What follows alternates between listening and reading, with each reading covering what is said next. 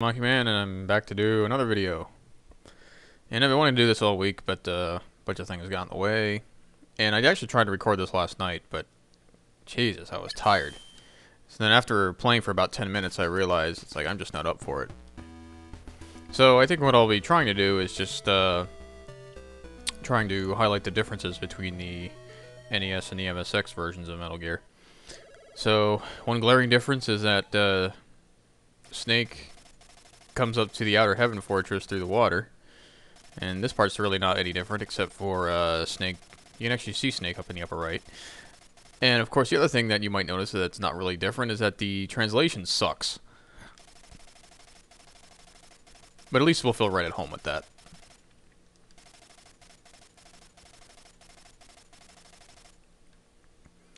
And there really is no infiltration. Snake just kind of walks right in. And there's no jungle, and there's no guards falling asleep. Well, there's still guards falling asleep, but just not right off the bat. I'm not going to answer that call. It's nothing interesting. So we come up here, we've already got 3 trucks, and I'm going to hang out here for a bit and pick up some rations, because we're definitely going to need them. This is, I'd say, considerably harder than the NES version. You just can't seem to take that much damage.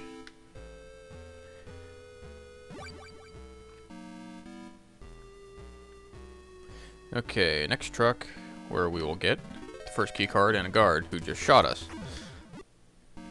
Let's go ahead and equip our key card.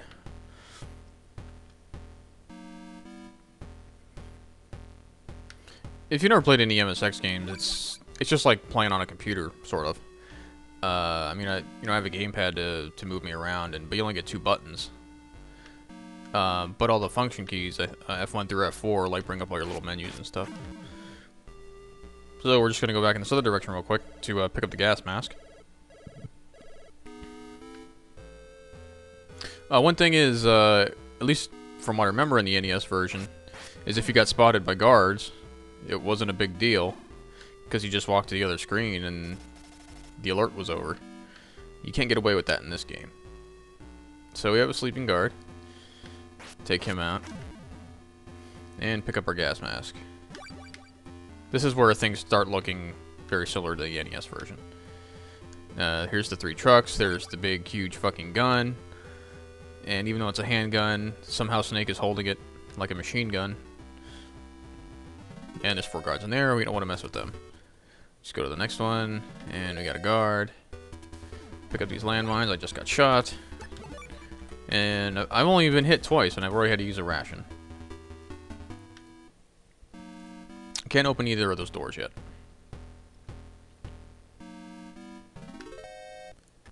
And I'm just gonna sneak by these guys. Okay, so we'll fill up on ammo. We'll only be able to carry 50 bullets. And get this prisoner rescued. At least one nice thing about this is you can open the door, then put your gas mask on and go in this room, and you don't lose any life. At least from what I remember in the NES version, when you open up a door with your key card, it would like open instantaneously, and you'd end up in the next room, even if you didn't want to go in. Even if you didn't want to go in the next room. And here we have the ultimate defense mechanism, which is unchanged from the NES version. The huge rolling pin, I guess, is what it is. I really don't know what it is, but I mean, that thing is just more than enough to strike fear into an intruder. I mean, that thing would just flatten you. And in this door is what we get. Keycard number 2. Try to sneak in this door real quick without getting spotted by the camera. Okay, so we capture it. Or rescue this prisoner. And this is something that pisses me off, because he's just basically telling you things that you already knew before you came in here. And it's like, whenever Snake starts a mission, he knows very little. Nobody ever tells him shit. But he knows the basics. He knows the very basics, at least. He at least kind of knows why he's going to where he's going. And that prisoner just pretty much reiterated everything we already know. Thanks, fag. Okay, so those are remote-controlled missiles. You can only carry 5 of them right now, so that's all we're going to take. And this is kind of like a semi-boss fight. You just, end up in a room with 4 guards who are just constantly shooting at you. And this wasn't in the NES version, this little mini boss fight. So that's where you get the silencer. And switch cards. Oh yeah, you probably noticed that on the equipment screen that your shit's all out of order. Which is really annoying when you have to try and find that right key card. Damn it. Okay, now we get the ultimate item. The cardboard box. Yes! Okay, I know what's on the screen below. That's where the electrified... Fuck! What? You know what I mean. And I'm not calling her, because I know... I remember, at least in the NES version, if you call her right then and there, she's not there, and she's, like, shopping or some shit. In this game, she doesn't even respond. She doesn't respond, period, in this game. Yeah, there's nobody here. I mean, you know, I'm sitting right over your face with a gun pointed right at you, and you don't notice. Oh, I have to point this out. There's actually a basement level here. And in the NES version, there was no basement in this building. And the reason for that is that there's only 3 buildings in this game. In the NES version, there were 5, and in this one, there's only 3. So what they did in this game, or at least what they changed in the NES version compared to... Oh, fuck me. Maybe I should just quit talking. I can actually concentrate on what the fuck I'm doing. And we get promoted. So anyway, what I was trying to say is that the 5 buildings are compressed into 3 in this game. So the basement of Building 1 is actually Building 4 from the NES version, and the basement of Building 2 is Building 5. And there is no truck when you get captured. You're just on this little dead end. And 2 guards come up and take you away instead of 1. You are captured. Oh noes. And this whole thing right here is not any different. And of course, you know, in Metal Gear 2, you know, they try to portray that Distoroid. They try to portray that Stick and Gray Fox have this super tight relationship, but in this game, this is the only time you ever see them.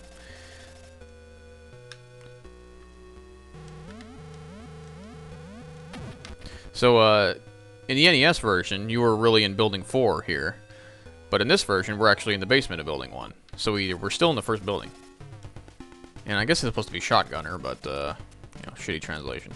There's a real pushover, because you just fire remote-controlled missiles at him. But I'm not going to use them because we got to get rid of the transmitter. Because I'm actually going to use them later for another boss. Got some dogs here. So you kind of have like this big spiral room. And I don't know how you would figure this out, but there is a secret wall here, which we have to blow up with plastic explosive. And that is the uniform, which we will need to sneak into Building 2.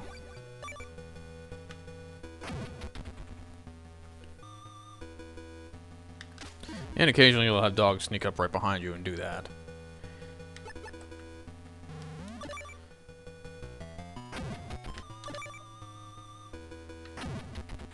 Snake doesn't talk at all in this game, only at the very end.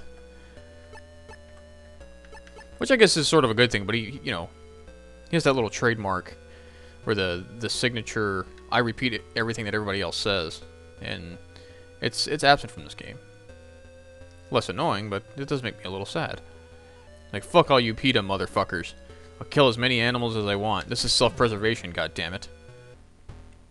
There is a very important item on this floor that we will need that actually is not in the NES version.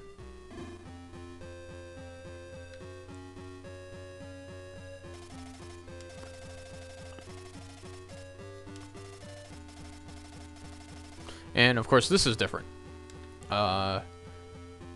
In the NES version, I'm pretty sure they said that Dr. Petrovich was on the roof. But here they say he's in the courtyard. And here's Machine Gun Kid.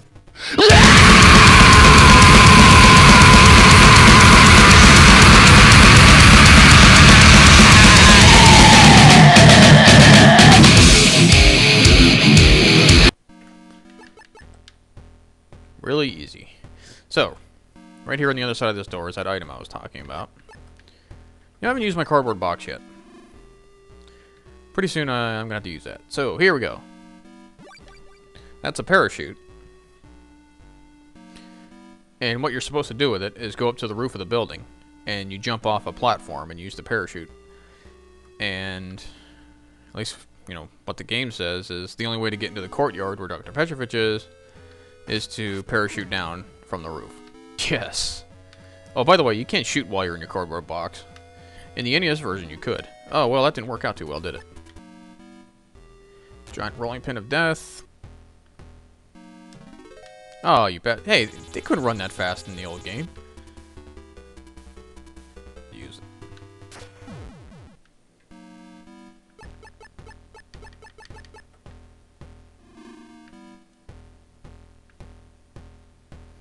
And that's where we get our infrared goggles.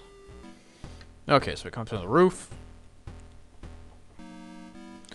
And this is where we need our bomb blast suit to get us through that little wind barrier there.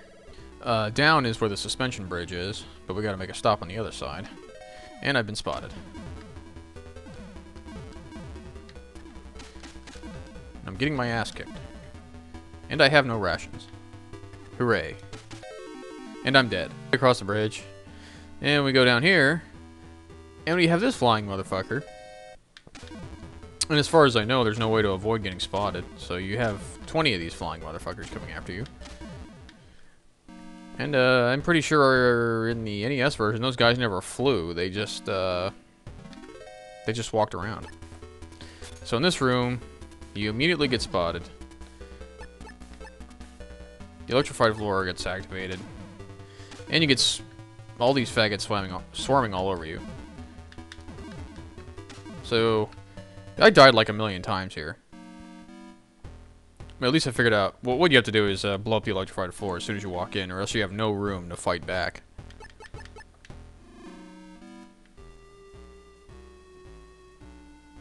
Pick up our mine detector. And we have one of our old friends. The Hind D.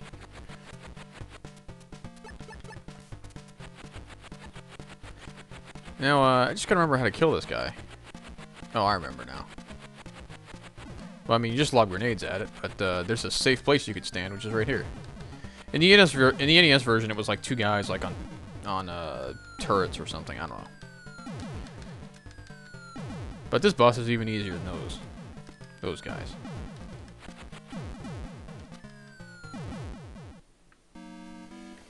That was a real pushover. So we move up here.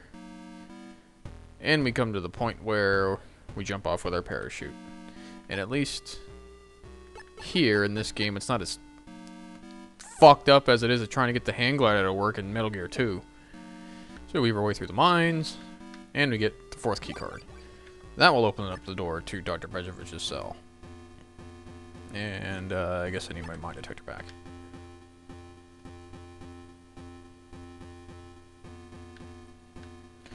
Fuck you, PETA. Yeah, I need to kill something other than just guards, because, I mean, there's no kids in this game like there is in Metal Gear 2. Okay, so there's no Dr. Petrovich. He's not here. So why don't we just ask around a little bit. Maybe somebody will know where he is.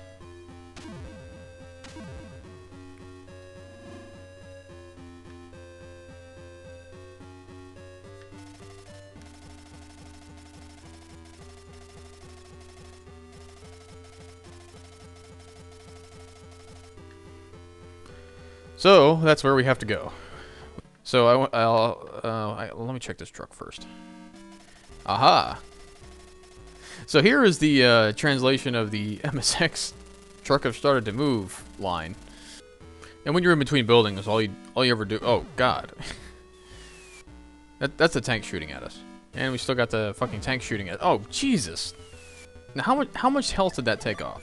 Almost all of it. That is bullshit.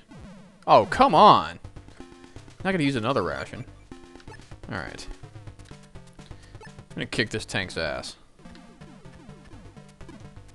Actually, I'm not gonna kick this tank's ass because I don't have enough landmines. Okay, now I have enough landmines. And he's running me over.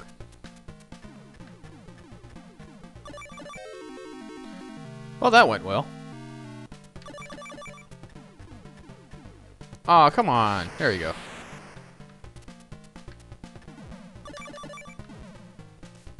Okay, one thing is, once you put the landmines down, you can't switch to your equipment screen, because if you do, the landmines disappear. And you have to use 11 of your 15 landmines, so you can't let any of them go to waste. So now I can use a ration.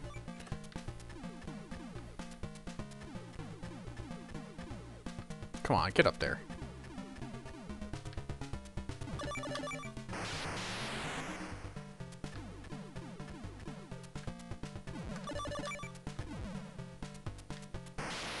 Hooray!